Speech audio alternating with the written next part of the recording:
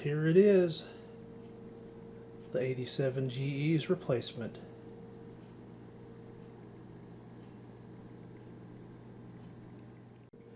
Let's go ahead and take a look on the inside.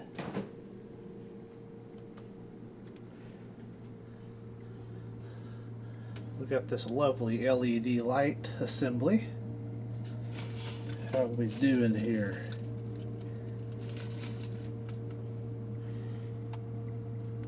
.39 or 35.4, so that's perfect. Got a filter there. Most of this stuff was from the other refrigerator. It was still all good. Kept the egg tray from the old refrigerator. Got all kinds of sauces and cheeses and stuff like that. This model is a lot easier for my grandfather to get to stuff in the fridge. He was having trouble with the bottom fridge, getting stuff out of the bottom shelf like these two drawers, but all good now.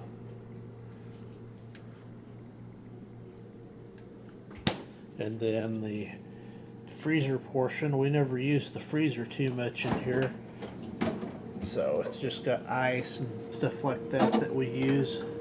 Got a pretty good size ice tray compared to the old one. Right there.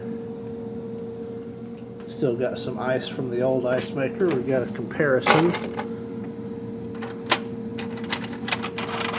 There's a side-by-side comparison of the old cubes versus the new ones.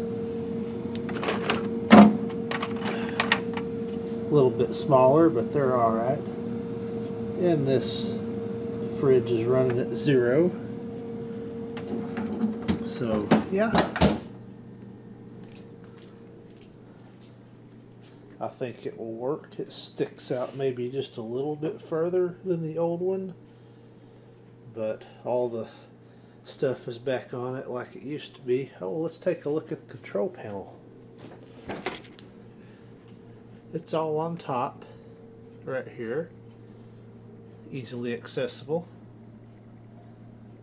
You can see what the freezer temp is, or the fridge temp, filter status, and the turbo cool just raises the fan speed.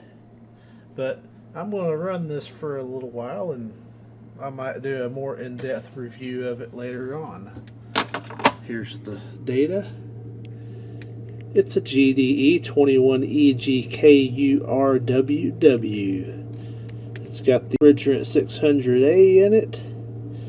2.3 amps. The 87 was 7.0 amps, so I expect my electric bill to be $0 this month, so I'm saving so much electricity on this new rig. So just a quick look at the 2022 GE fridge. Thank you for watching.